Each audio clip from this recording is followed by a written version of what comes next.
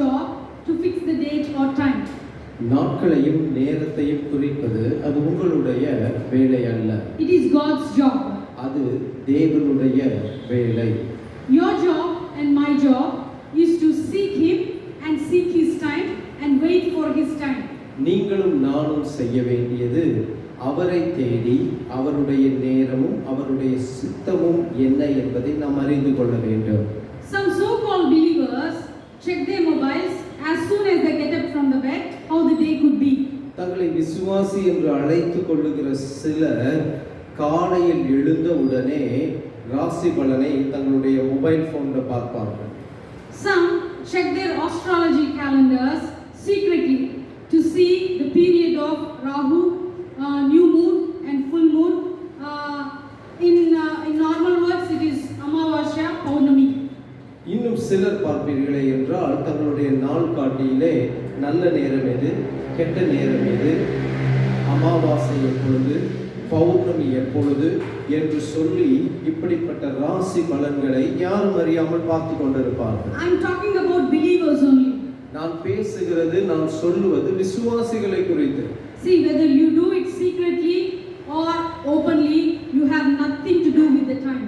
நீங்கள் நேரடியாய் பார்க்கிறீர்களோ அல்லது மறைமுகமாய் இந்த காரியத்தை செய்கிறீர்களோ, உங்களுக்கு ஒரு காரியத்தை சொல்ல விரும்புகிறேன், அதற்கும் உங்களுக்கும் தொடர்பு இருக்கக்கூடாது. Don't you know that these calendars are prepared by astrologers who are after stars and planets and they predict the future in a magical way. அதாவது இந்த காரியங்களை எல்லாம் சொல்லக்கூடியவர்கள் யார் என்றால் ஜோசியம் பார்க்கக்கூடியவர்கள் அல்லது இந்த ராசி பலனை தயாரிக்கக்கூடியவர்கள் கோள்களையும் நட்சத்திரங்களும் அதன் அசைவுகளை வைத்து தங்கள் மனதில் தோன்றுகிறவைகளை அவர்கள் சொல்லிவிடுகிறார்கள். This work is deadly against God.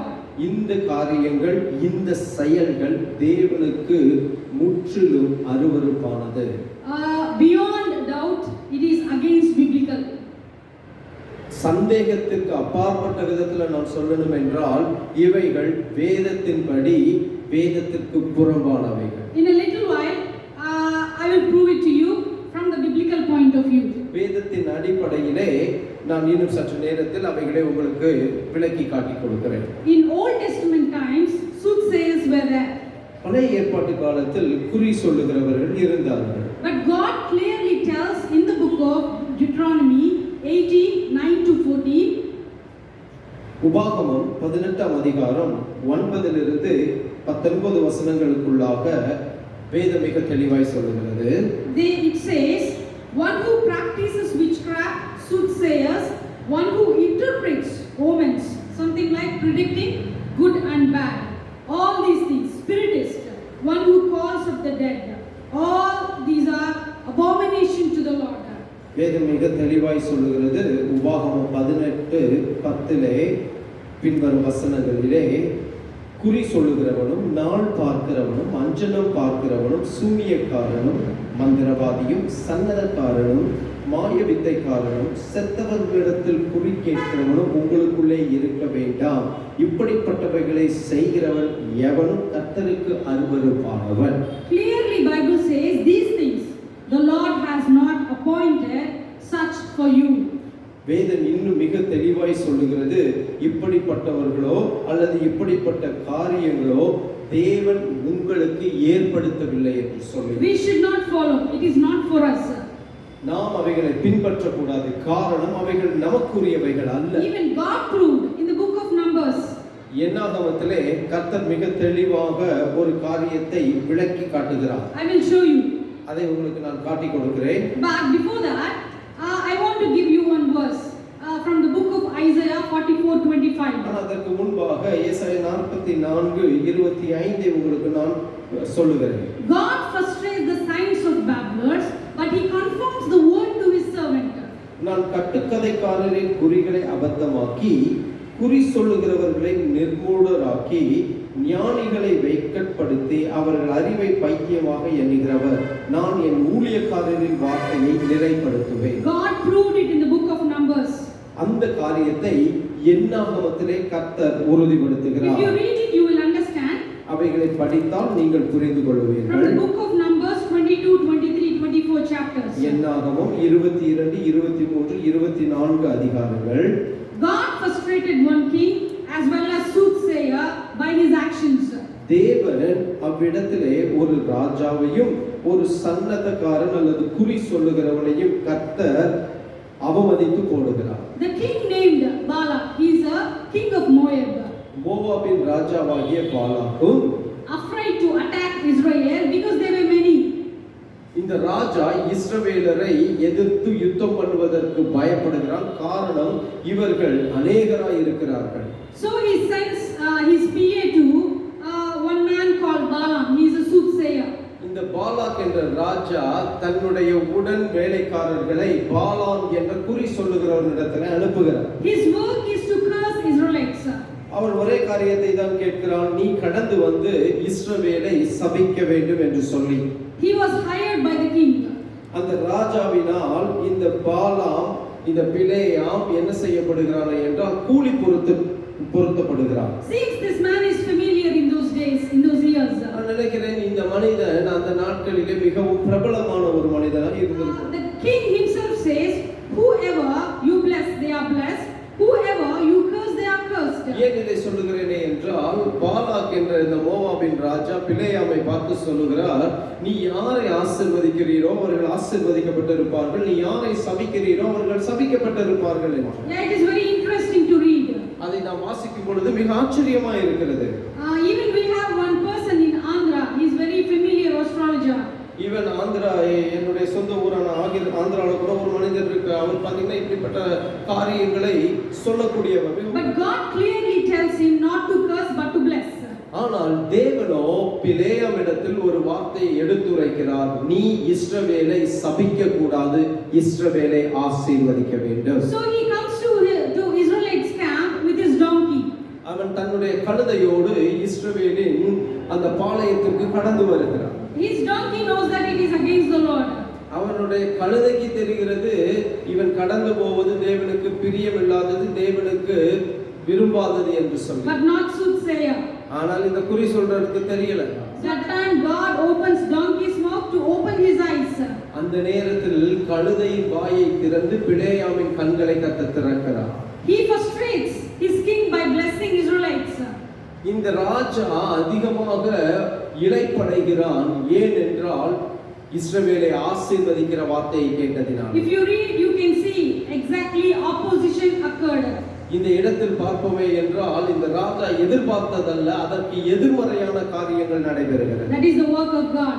அதுதான் தேவனுடைய செய்கை. Even though he is a soothsayer, God uses his mouth to bless his children. அவன் குறி சொல்லுகிற மனுஷனாய் இருந்தாலும் தேவன் அவன் வார்த்தையிலிருந்து தன் பிள்ளைகளை ஆசீர்வதிக்கிற ஆசீர்வாதத்தை கடந்து வர பண்ணுகிறார். First he was introduced as a soothsayer. முதலாவது ஒரு குறி சொல்லுகிறவனாய் அவன் நமக்கு அறிமுகப்படுத்தப்படுகிறார். But once he is acknowledging God's authority and supremacy, God uses the same mouth to speak his word. எப்பொழுது அந்த மனிதன் கர்த்தரையும் கர்த்தருடைய நாமத்தையும் மேன்மையையும் அறிந்து அறிக்கையிடுகிறாரோ அதே மனிதனுடைய நாவை வைத்து இஸ்ரவேலை ஆசீர்வதிக்கும் வார்த்தைகளை கர்த்தர் கொண்டு வருகிறார். Even he admits that God is supreme, not his speech. அந்த மனிதனே தன்னுடைய வாழ்க்கையில் தன் வார்த்தையினாலே சொல்லுகிறார், நான் அல்ல, தேவனே அவர் பெரியவர், அவரே ஆச்சரியப்படத்தக்கவர் என்று. So you need to listen one thing. God proved from this incident that donkey, four-footed animal, is much better than who are after soothsayers. இந்த இடத்திலே கர்த்தர் மிக தெளிவாய் ஒரு காரியத்தை விளக்கி காட்டுகிறார். 4 கால்களையுடைய ஒரு கழுதை ஒரு மனிதனை பார்க்கிலும், குறி சொல்லுதலுக்கு பின்பாக போகிற மனிதர்களை பார்க்கிலும் சிறந்தது என்று சொல்லி. We can see some wonderful utterances of the Holy Spirit spoken by the soothsayer in the same place. இந்த இடத்தில் பார்ப்போமே என்றால் எந்த ஒரு மனிதன் குறி சொல்லிக் கொண்டிருந்தானோ அந்த மனிதனுடைய நாவிலிருந்தே சில முக்கியமான சில காரியங்கள், ஆசீர்வாதங்கள் கடந்து வர ஆவியானவர் கிரியை செய்கிறார். Like for there is no sorcery against Jacob, nor there is any divination against Israel. This statement is spoken by soothsayer. இந்த வார்த்தைகளை நாம் அதிகம் அறிந்திருப்போம். இஸ்ரவேலுக்கு விரோதமான மந்திரமும் இல்லை, யாக்கோபுக்கு விரோதமாய் குறி சொல்லுதலும் இல்லை. இதை சொன்ன மனிதன் பிலேயா. It is one of the famous verse. இது நாம் எல்லோரும் அறிந்த பிரபலமான ஒரு வசனம். We often use this verse. இந்த வசனத்தை அடிக்கடி நாம் பயன்படுத்துவோம். But this verse is not spoken by prophet Jeremiah or prophet Isaiah, but soothsayer. இந்த வார்த்தை தீர்க்கதரிசியாகிய ஏசாயாவினாலோ எரேமியாவினாலோ பேசப்பட்டதல்ல, ஆனால் குறி சொல்லிக் கொண்டிருந்த பிலேயாம் என்ற மனிதனுடைய வாயிலே கர்த்தர் போட்ட வார்த்தை. See, God is above all stars and planets. தேவன் எல்லா நட்சத்திரங்களுக்கும் கோள்களுக்கும் மேலானவர். So no need to worry about how the day could be. இந்த நாள் எப்படி இருக்கிறது என்று நீங்கள் கவலைப்பட வேண்டியதில்லை. And no need to fix the time also. இந்த நேரத்தில் இதை செய்ய வேண்டும் என்று நேரம் குறிக்க வேண்டியதும் இல்லை. Do you challenge God by fixing your own time? நீங்கள் நேரத்தை குறிக்கிறதினாலே கர்த்தருக்கு நீங்கள் சவால் விடுகிறீர்களா? How dare you must be. நீங்கள் எவ்வளவு தைரியம் உள்ளவர்களாய் If இருப்பீர்கள். you are dare enough, fix the sunrising time. நீங்கள் அவ்வளவு இருமாப்புள்ளவர்களாய் இருப்பீர்களே என்றால், தைரியம் கொண்டவர்களாய் இருப்பீர்களே என்றால், சூரியன் உதிக்கிற நேரத்தை Fix குறியுங்கள். the sunset time. நீங்கள் சூரியன் அஸ்தமிக்கிற நேரத்தை குறியுங்கள். You set the time for morning, set the time for evening. காலைக்கும் மாலைக்கும் நேரத்தை குறியுங்கள். When such questions asked like this, I remember the story of Job. இப்படிப்பட்ட கேள்விகள் எல்லாம் வரும் பொழுது யோபு என்ற பக்தனை குறித்து தான் என் நினைவிலே வருகிறது. Job questions God first in early chapters. யோபு கர்த்தரிடத்தில் अनेक கேள்விகளை அந்த மனிதன் கேட்கிறார். At the end God questions Job. அந்த புத்தகத்தின் முடிவு பகுதியிலே தேவன் யோபுவினிடத்தில் கேள்விகளை கேட்க ஆரம்பிக்கிறார். It is like a rapid fire round to Job.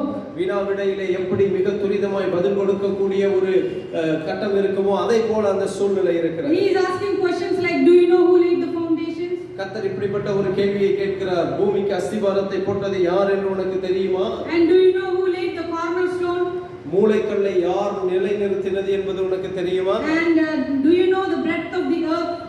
பூமியின் விசாலம் என்ன என்று உனக்கு அறிவாயா? Do you know the hailstones that are reserved for the day of battle? கல்மலையை நான் யுத்தத்தின் நாளுக்காக வைத்திருக்கிறேன் என்பதை அறிவாயா? All unanswerable questions. இது எல்லாமே பதில் கொடுக்க முடியாத கேள்விகள். And that time there was no Google search also. அந்த நேரத்துல கூகுள்ல கூட தேட முடியாது, அதுவும் இல்ல. Job condition is very poor. அந்த நேரத்துல பார்த்தீர்கள் என்றால் யோபு பரிதாபமான ஒரு சூழ்நிலை. But he gives a clear and smart answer. அந்த இடத்துல தெளிவான விவேகமான ஒரு பதிலை கொடுக்கிறார். By saying, Lord, you can do everything. அவர் சொல்லுகிறார், தேவனே நீர் எல்லாம் செய்ய முடியும். And no purpose of yours can be withheld from நீ you. எனக்கு என முன்குறித்ததை ஒருவரும் தடை செய்ய முடியாது. He escaped by answering only one answer to all the questions. இந்த எல்லா கேள்விகளுக்கும் ஒரே ஒரு பதிலை மாத்திரம் சொல்லி அந்த இடத்துல இருந்து தப்பித்துக் கொள்ளுகிறார். God must have thought, அப்படிவா வலிக்கு. இப்போ தேவன் நினைத்திருக்கலாம், இதுதான் சரியானது, இப்படிவா வலிக்கு என்று. No human can answer such things. எந்த மனிதனாலும் அதற்கு பதில் சொல்ல முடியாது. They are beyond human wisdom. அது மனிதனுடைய ஞானங்களுக்கெல்லாம் அப்பாற்பட்டது. உண்டாக்கப்பட்டவைகள் தேவ நேரத்தோடு தொடர்புடையவைகள். All these are connected by God's timing. இவைகள் எல்லாம் தேவ நேரத்தோடு தொடர்புடையவைகள். All creation knows God. எல்லா உண்டாக்கப்பட்டவைகளும் தேவன் யார் என்று அறிந்திருக்கிறது. They will listen to God, not to you. அவைகள் தேவனுக்கு செவி கொடுக்கும், உங்களுக்கு அல்ல. If you want, I will quote some examples from the Bible. உங்களுக்கு தேவை என்றால் சில குறிப்புகளை வேதத்திலிருந்து சம்பவங்களை எடுத்து நான் உங்களுக்கு காட்டுகிறேன். Pharaoh fixed one day to kill all the Hebrew babies of Egypt. பார்வோன் ஒரு நாளை குறித்து Boy babies. பார்வோன் ஒரு நாளை குறித்து எல்லா எபிரேய ஆண் குழந்தைகளையும் கொல்ல வேண்டும் என்று கட்டளை கொடுத்தார். He sent a decree to kill all the boy babies of Egypt in the land of Egypt. அவர் ஒரு கட்டளையை பிறப்பித்து எல்லா இஸ்ரவேல் எபிரேய குழந்தைகளும் ஆண் குழந்தைகளும் கொல்லப்பட வேண்டும் என்று கட்டளை கொடுக்கிறார். Who saved Moses except God? யார் மோசேயை காப்பாற்றினார்? தேவன் தானே. Is it not his mercies? அவர் கிருபை அல்லவோ? Exodus of Israelites. இஸ்ரவேலர் எகிப்திலிருந்து புறப்பட்டு வரும்போது At the end of 430 years. 430 ஆண்டுகள் முடிந்த அந்த நாளிலே, The very same day. அந்த நாளிலே All Israelites came out of the land of Egypt. எல்லா இஸ்ரவேலரும் எகிப்தை விட்டு கடந்து The வருகிறார்கள். day is fixed by God. அந்த நாள் தேவனாலே முன்குறிக்கப்பட்ட நாள். And another example, in a day Joseph rises to power. இன்னொரு எடுத்துக்காட்டு, யோசேப்பு ஒரே நாளிலே உயர்த்தப்படுகிறார். That day is fixed by God. அந்த நாள் தேவனாலே முன்குறிக்கப்பட்ட நாள். All these incidents, all these specimens are there in the Bible, are planned by God and fixed by God. நாம் சொன்ன இந்த எல்லா சம்பவங்களும் அந்த சம்பவத்தின் பின் நடந்த ஒவ்வொரு காரியங்களும் தேவனால் முன்குறிக்கப்பட்ட நாளிலும் நேரத்திலும் நடந்தேறினது. No one can stop his plan for you. தேவன் உனக்கு நியமித்த திட்டத்தை ஒரு மனிதனும் தடுத்து நிறுத்த முடியாது. No astrologer, no soothsayer. எந்த குறி சொல்லுகிறவனும் எந்த ஜோசியனும் எந்த சன்னதக்காரனும் அதை தடை செய்ய முடியாது. The expectation of God is to come to him and learn his ways. தேவன் எதிர்பார்ப்பதெல்லாம் நீ அவரிடத்தில் வந்து அவருடைய வழிகளை கற்றுக்கொள். It is important to stand in his path. அவருடைய பாதையிலே நிற்பது மிக முக்கியம். Stop running after horoscopes. குறி கேட்பதற்கு பின்பாக ஓடாதீர்கள். Those evil spirits will influence you. இந்த அசுத்தாவிகள் உங்கள் மேல் தாக்கத்தை ஏற்படுத்தும். I have only one experience with horoscope in my life. இந்த ராசி பலனை குறித்து எனக்கு ஒரே ஒரு அனுபவம் உண்டு. One of my sisters, she brought a paper and she asked me to read that column that talks about horoscopes. இந்த ராசி பலனை குறித்து இருந்த ஒரு செய்தித்தாளின் பகுதியை என்னுடைய சகோதரி ஒருவர் உறவின் முறை பெண் ஒருவர் வந்து கொடுத்து வாசிக்க சொன்னார். I read it without knowing it is against the Lord.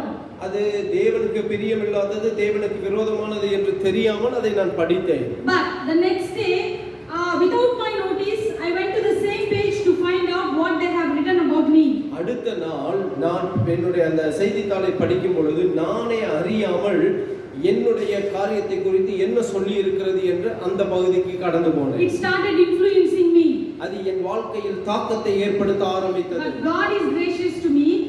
The same week I attended one prayer meeting. அந்த வாரத்திலேயே நான் ஒரு கூட்டத்திலே கலந்து கொண்டேன். In that meeting I've got clear revelation about this information.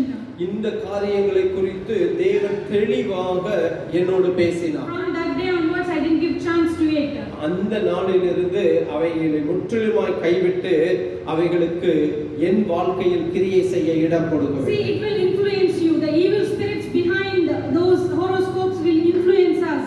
இந்த ராசி பலன்கள் அல்லது ஜோஷியங்கள் இவைகளுக்கு பின்பாக இருக்கக்கூடிய ஆவிகள் உங்களிலே அநேக தாக்கத்தை ஏற்படுத்தும். You have done already marriages and house dedications, like fixing the date and time, thinking that you have done great. நீங்கள் நேரம் காலத்தை எல்லாம் பார்த்து நீங்கள் திருமணம் செய்திருப்பீர்கள், வீடை கட்டி வீடை நீங்கள் பிரதிஷ்டை செய்திருப்பீர்கள். But God is not glorified in that part.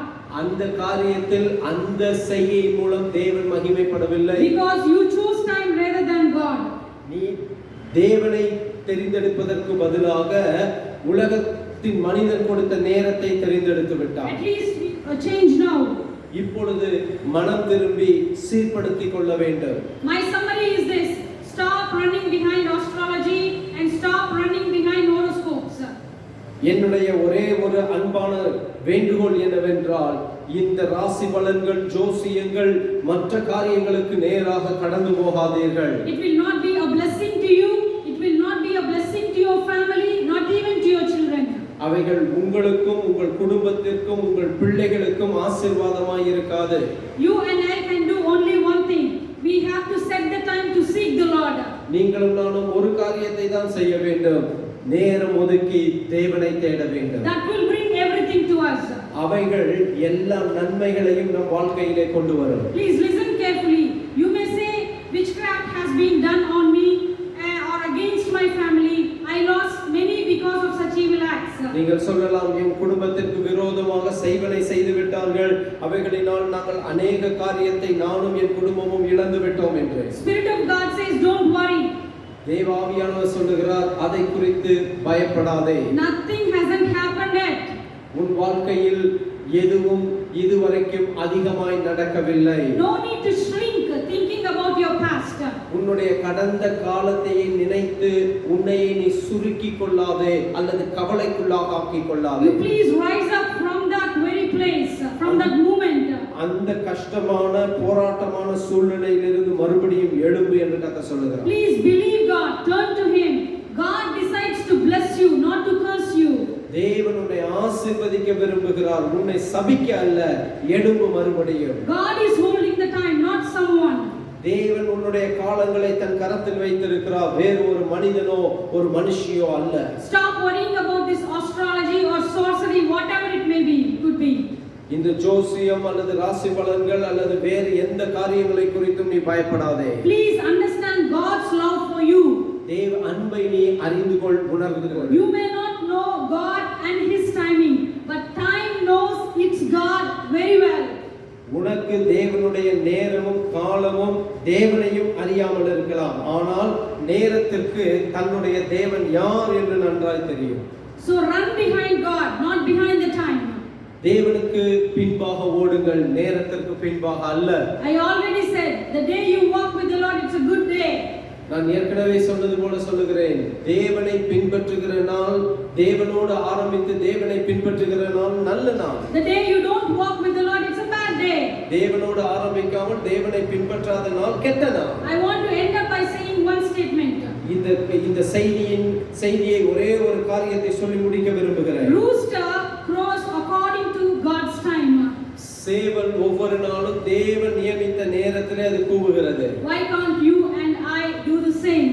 நீங்களும் நானும் ஏன் அதே போல செய்யக்கூடாது? Why can't you and I wait for God's time?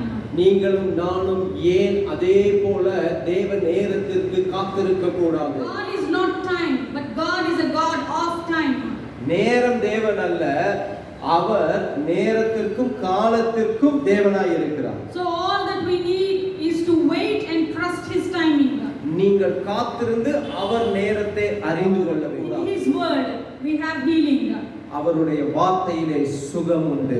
In his word we have deliverance. அவருடைய வார்த்தையிலே விடுதலை உண்டு. In his word we have peace. அவருடைய வார்த்தையிலே சமாதானம் உண்டு. And in his word we have time. அவருடைய வார்த்தையிலே நமக்கான நேரம் உண்டு. God lead you into the right path. தேவன் உங்களை நேர்த்தியான பாதையிலே நடத்துவாராக.